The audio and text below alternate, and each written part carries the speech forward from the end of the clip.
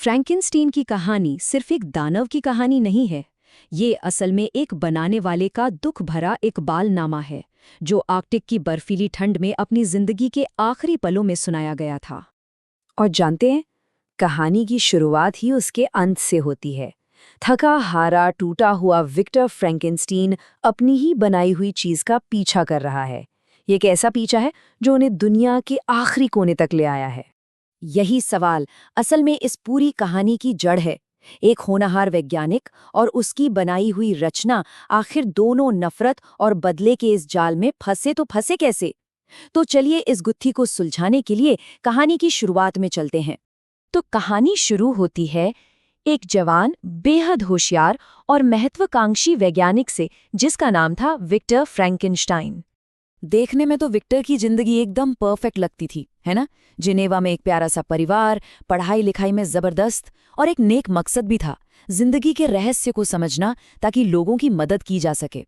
लेकिन इसी परफेक्ट जिंदगी के पीछे एक ऐसी जिद छिपी थी जो बहुत जल्द एक खतरनाक जुनून बनने वाली थी। यूनिवर्सिटी पहुंचते पहुंचते उसकी ये महत्वाकांक्षा एक जुनून में तब्दील हो गई। एक ऐसा जुनून जो अंधेरे की तरफ जा रहा था।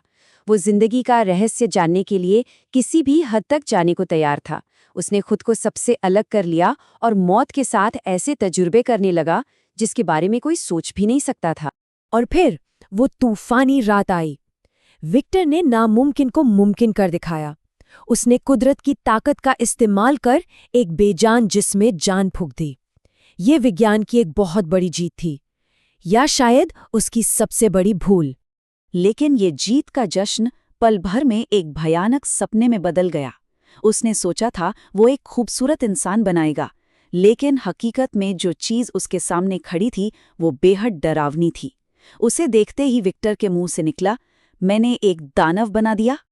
तो एक बनाने वाले के तौर पर विक्टर ने सबसे पहले क्या किया? वो डर गया, डर कर वहां से भाग गया और अपनी बनाई हुई रचना को अकेला उलझा हुआ इस नई दुनिया में छोड़ दिया।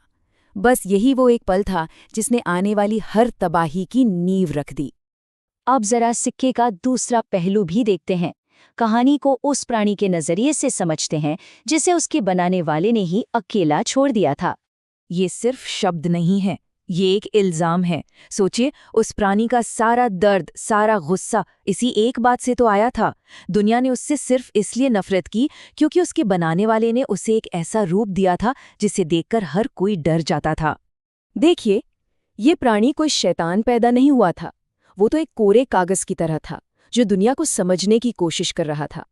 लेकिन दुनिया की नफरत और सबसे बढ़कर उसे बनाने वाले की बेरुखी ने उसे एक मासूम से बदला लेने वाले में बदल दिया। कुछ बातें थीं जिसने उसे हमेशा हमेशा के लिए बदल कर रख दिया। जैसे जब उसने पहली बार पानी में अपना चेहरा देखा, या जब दोस्ती के बदले उसे गोली मिली, और सबसे बड़ा मोड़ तब आया जब उसे अपने बनाने वाले का नाम पता चला। बस उसी पल उसने ठान लिया कि इस नाम से जुड़ा हर इंसान उसका दुश्मन होगा। और बस यहीं से शुरू होता है बनाने वाले और उसकी बनाई हुई रचना के बीच बदले का एक ऐसा चक्र जिसकी कीमत हर किसी को चुकानी पड़ी। और इस लड़ाई की कीमत बहुत भारी थी, और ये कीमत चुकाई विक्टर के सबसे करीबी लोगों ने। उसका छोटा भाई, उसका सबसे अच्छा दोस्त और आखिर में उसकी पत्नी।